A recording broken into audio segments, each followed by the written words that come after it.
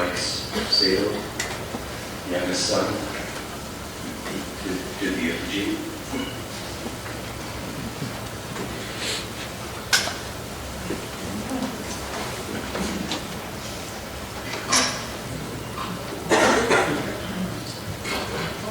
So, good afternoon, everyone. On behalf of the family, thanks for your support. Thanks for attending. When we initially agreed that I'd do Dad's eulogy, my sister Debbie said, make sure you add some levity to the situation. So I said, yeah. And actually, I thought she meant brevity, so I thought, well, it's not going to be brief. My wife, Evelyn, my daughter, Stephanie, said, levity, levity. So I tried to add some levity. It's not going to be brief, so settle in, get comfortable. You have to use washrooms, maybe go now. A couple of girls, if you get teary, don't make eye contact, because I would like to finish this without tearing up. And no flash photography. Okay, two mice fell in a bucket of cream. Yeah, two mice fell in a bucket of cream. Now, the cream was too deep, so the mice had to swim. And the sides of the bucket were too steep and too slippery, and they couldn't climb out. So all they could do was swim. First mouse, he got tired, couldn't do it anymore. He sank in the cream and he drowned. Now, the second mouse, he wasn't going to give up. So he kept swimming, and he kept trying to figure out a way how to get out of this bucket of cream. And he figured it out. But he swam so hard that he turned that bucket of cream into butter, and he walked out. Okay.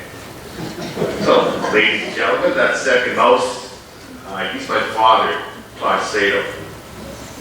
Tosh would never quit. He could figure anything out. He'd work until the cows came home. But he would have got out of that bucket of cream, I have no doubt. So Tosh was born March 29, 1929 in Pitt Meadows, BC, to Kane's Senjuro Saito. He was the sixth of 7 children. Tax, Cho, Mush, Min, Kay, Tosh, and then Yosh. His dad, Senjuro, actually came over in 1900 and worked the tail end of Gold Rush. Did quite well. Him and Kane initially were raised family in Britannia Beach and later in Pitt Meadows, where they had 42 acres near where the Pitt Meadows golf course currently is. When the Japanese bombed Pearl Harbor, Tosh was 12 years old.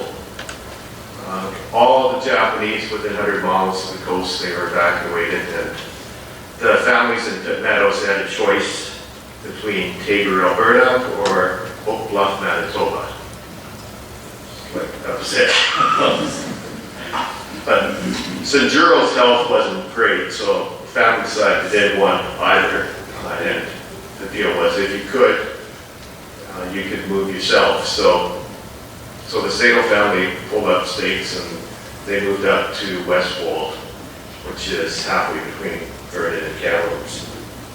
That was in the spring of 1942 when they moved, and there's only a couple months left in the school year. Actually, I can't handle myself. Sorry. Now, we didn't know, when growing up as kids, Mom and Dad didn't tell us a lot about the internment. Japanese Canadians who live during internment, they have this saying. It goes like, Shinito yara kagiga. Kaku myametiu mo tenkunju no kaiwa rawani. Shikitagenai. Alright, I have no idea what the first part means. No one else does either. Last part, Shinita Shikatagenai, it can't be helped.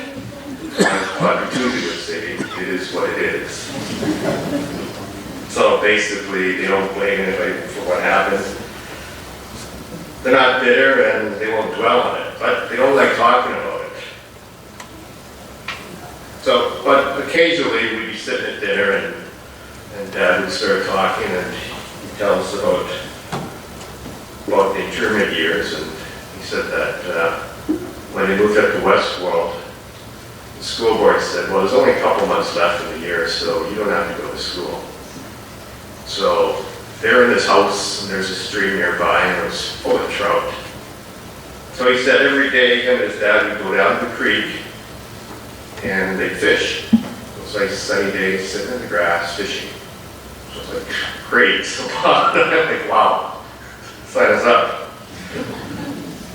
Then Mom would get mad, and she'd say, it wasn't fun during the tournament years. Don't talk like that to the kids. Mom says, we had to go to Tabor, Alberta, and work with sugar beet farms. It was cold, and we had to work. All the kids had to work. And Dad said, yeah, well, after Westworld, we moved to Kamloops, and it was cold there too. Their house had no insulation, so when they woke up in the morning in the winter, the toothbrush would be frozen in the cup like a popsicle. He said that they lived, when they moved to Kamloops in the fall of '42, they moved to North Kamloops on the west side of the North Thompson River, right beside the CN tracks. He said they were so close to tracks that when the train came by at night, the whole house would shake, so they had to nail the beds down to the floorboards, otherwise the bed would hop around so much and get tossed out. So it still sounded like fun, and it's got money in the matter. That's all I know about the tournament years. Dad finished high school in Kamloops around 1948. My cousin Coke, who grew up with Dad as almost like a little sister, she told me that Dad was athletic, he was smart, he was a great little kid. He always had girls following him around, and he was the smartest of the Sato brothers. Just like me.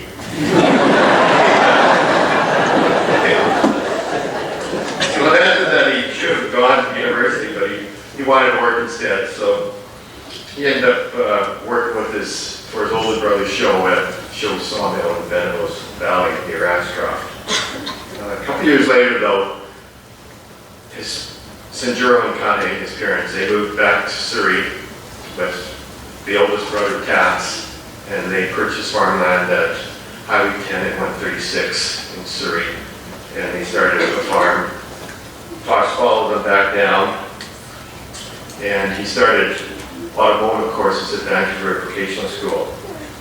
Now there was another Japanese family, former Pitt Meadows family in Newton, the Suzuki's, and they didn't have a tractor, so Tosh would drive their tractor over to the Suzuki's and help plow their fields for them. So while over there, he got reacquainted with the Suzuki's second oldest daughter, Mitzi. And he courted her and they got married November 20th, 1954. So this past November was actually their 61st anniversary.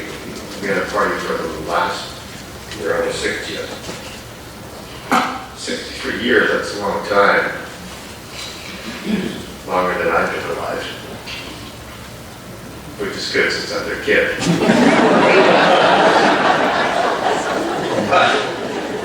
61 years, I've been married 23 years. That's a long time. But that's 23 years of my life.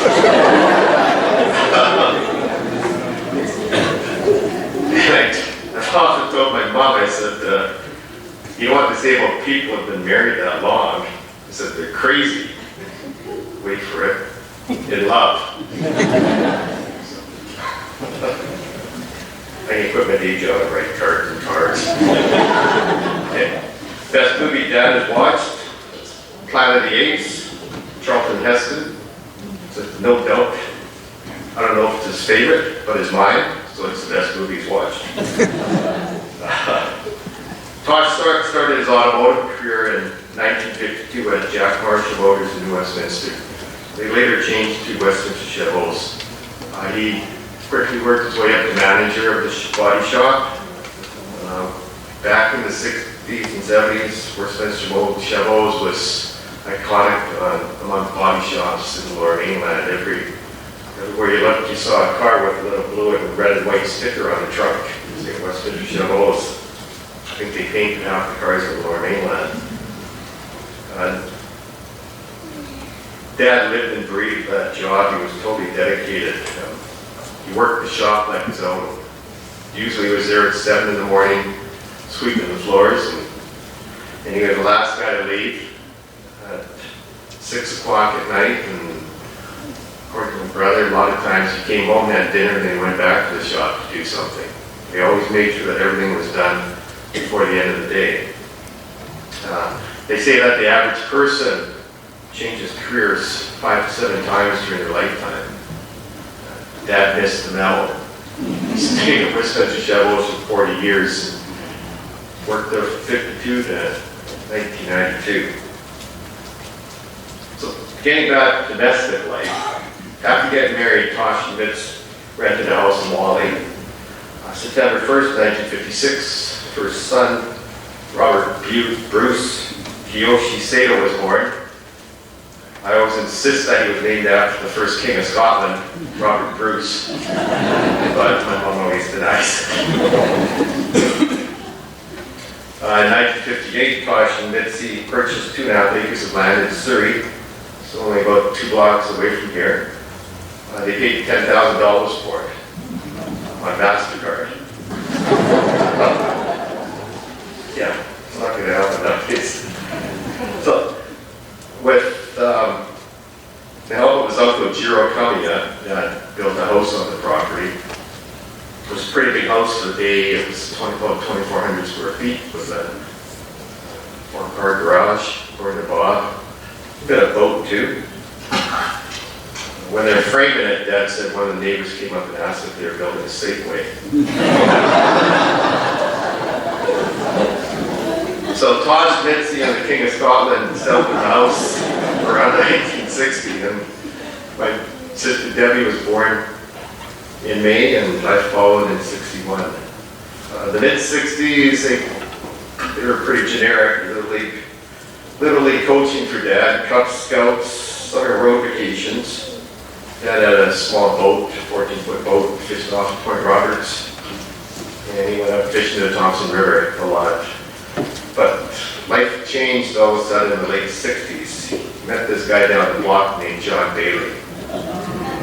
John Bailey came by one day with his boat on his way home. Dad said, "Where'd you get those fish?" And that was it, our life changed. Okay. So John fished at Acton Pass. And he showed Dad and Bob how to fish, how to power mooch for spring salmon. And they caught a lot of fish, they caught a lot of big fish. So Dad was sold on Acton Pass. 1970, he went out and bought a new boat, a 16-foot boat from M&P Mercury at New Westminster. And every weekend in the summer, he was out fishing. Crack of dawn, they'd be out at Tsawwassen in the launch of their boat, and they'd fish all day and come back home at dark with a boatload of fish. And Mom realized that the only way she was going to ever see him again was if she fished with him. So she started fishing. And she was the best fisherwoman of the past. So it wasn't long before the entire family were on the boat.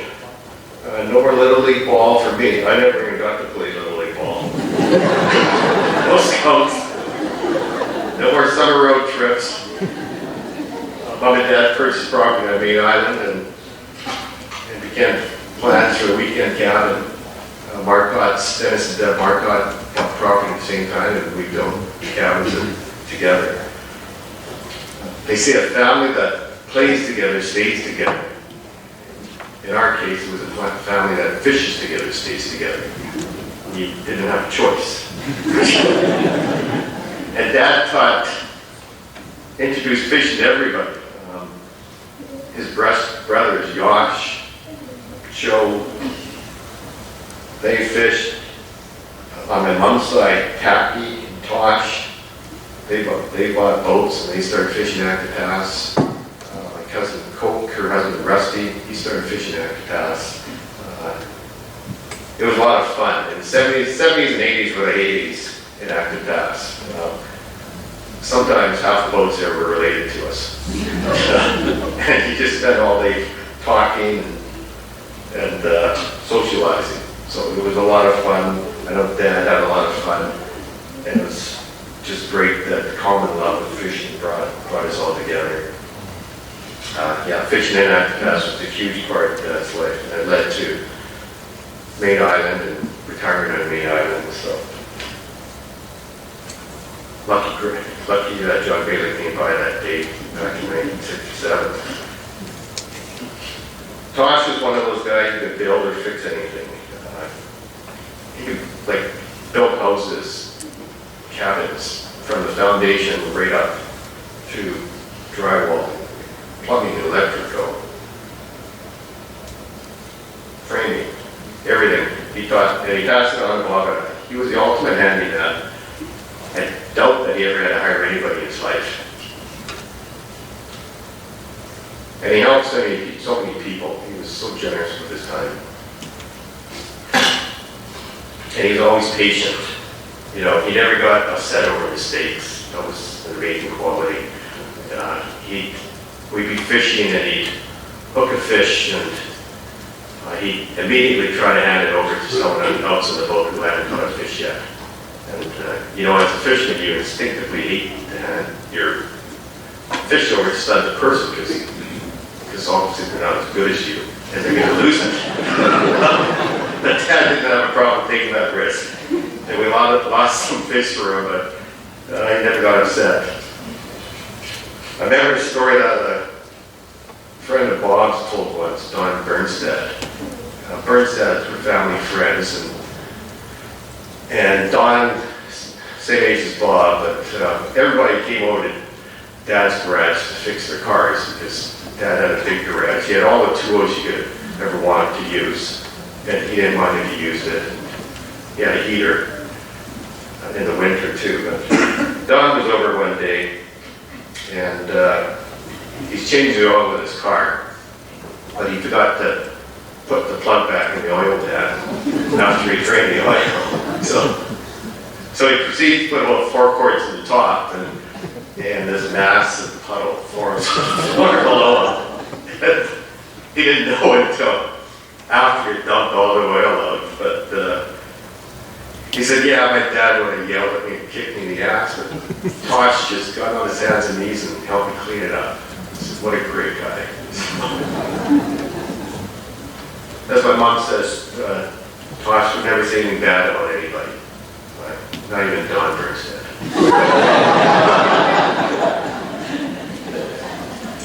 So, getting back to the program, Dad retired in '92. The following year, they sold a house in Surrey and moved to Main Island. And that same year, they bought a motorhome and they became snowbirds. And these first couple of years, they went down to El Centro, California, where my Uncle Show and Aunt Betty always went down. Uncle Show was one of a kind. He was a real character. Dad had a lot of fun with Show. Going down there, Show taught him the ropes, both snowbirding, the best flea markets, the best place to get cheap fruit. So when I was preparing this eulogy, I came across Show's eulogy that my Uncle Yosh wrote. So I'm going to steal a couple of stories from it. So they're down in El Centro buying some fruit. And Show's bargaining with the farmer, and Dad, being a nice guy that he is, says, well, they're not really paying him very much. So Show takes him aside and says, Tosh, you don't want to spoil the economy here. We're having a good thing going here. We're happy, the farmers are happy. Don't disrupt the good thing.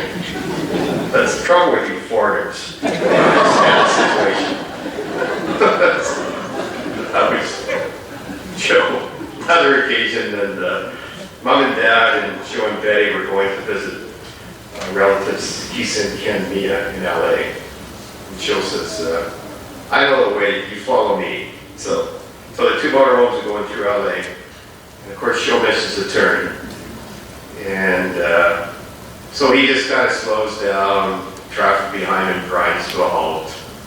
And all of a sudden, he just turns across the cement, the concrete meridian between the two legs. And he's driving over it. He's doing a U-turn. Like, Dad's looking at him. Dad said he couldn't believe that he didn't hang up the motorhome, but Dad figured he wasn't going to do the same thing. So Dad went up to the next intersection and turned around. But by the time they got to Ken and Heath's, Joe and Betty are already settled in, and Joe just looks at it and says, "What the hell happened to you? But you're following me." So, but yeah, they have good times now. So, as Bob mentioned, after retiring, Dad he still worked. His work ethic never changed. He just switched from Western Chevrolet to Main Island Lions Club, whatever project they were working on, and they did a ton of work, and that kept Dad happy, kept him busy. Around 2000, his focus shifted to the Japanese garden at Dinner Bay Park, and Don Herbert and Dad were on us from the ground floor. Within a few years, they had transformed an overgrown field to a polished Japanese garden. It was officially opened in May 2002 by Lieutenant Governor Iona Caminola. And it's quite the garden. If you haven't seen it, you'll get a chance. Go visit it. A tribute to Dad's character and his community efforts. In 2002, the Lions Club on Main Island honored Tosh as Main Islander of the Year. And on April 25th, 2007, at the Government House in Victoria, Dad was awarded the 2007 British Columbia Community Achievement Award. Around 2010, after his stroke, Mom and Dad moved back to the mainland, and they bought a condo in Surrey. They still kept the main island property, and they enjoy going back and visiting friends there. 2011, my sister Debbie and her husband Ken, they bought 5 acres in South Langley. It was an older house, and they did completely renovated it. It has a barn, overgrown yard, so Dad was really happy going over there and cutting around because there's endless amounts of things that he could occupy himself with. So, I mean, he doesn't like coming over to Bob's places because there's no projects to work on. Yeah, glad, and I'm just to mention, I'm really glad that Ken came into the family. Ken is way more mechanically inclined than Bob and I, and he could talk shop with Dad. He knew it well.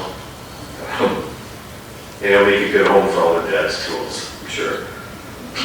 Our last building project was in the fall of 2012. We built a garage shop over at Ken's place.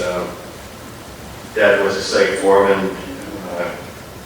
He was limited on what he could do, but he just kept pushing the envelope, trying to climb every ladder that was leaning, or pick up any wall, or he kept trying to use the skill saw. He kept trying to get it off of him. We spent most of our energies trying to make sure he stayed safe. But it was great having him there and working with us, 'cause that was where he was in his element. I guess I'd be remiss to not talk about the meatloaf conundrum. It's probably the greatest lesson I ever learned from Dad, so I'll pass on the wisdom. Especially all you young guys in relationships want to pay attention, because this is really important. So when I was a kid, we had meatloaf once a week, every week. It was like Meatloaf Monday, like clockwork. And I liked it when Mom baked ketchup on top of it. So, yeah, we liked the meatloaf. But then when I was around 12, all of a sudden, no more meatloaf. It's like all the meatloaf trees died. But years later, I found out that Dad had said to Mom one day, I don't like meatloaf. To which Mom replied, You mean I've been making meatloaf for the last 15 years every week? Why didn't you tell me? So, yeah, I said, well, I didn't want to hurt your feelings. So I just figured that was above and beyond the call of duty, and I'm not going to make that mistake.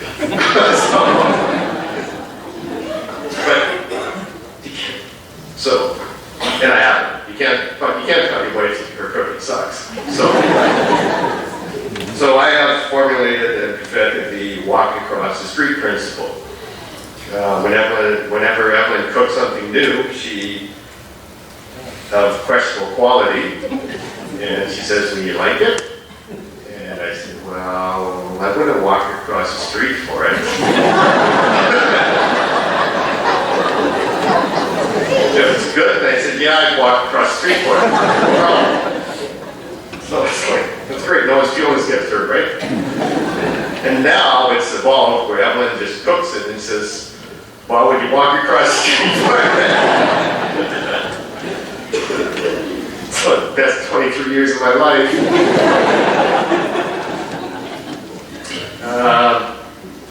Again, as a kid, the son always wants to grow up to be just like Dad. When I was in my 20s, I realized that Dad was going to be a tough act to follow. He was just setting the bar way too high, and I didn't know if I could keep up. That's why I'm like I am today. I'm the house that quit. Seriously, I don't know if anybody could meet Dad's standards. He was one of a kind. A wise man once told me, "Good things happen to good people."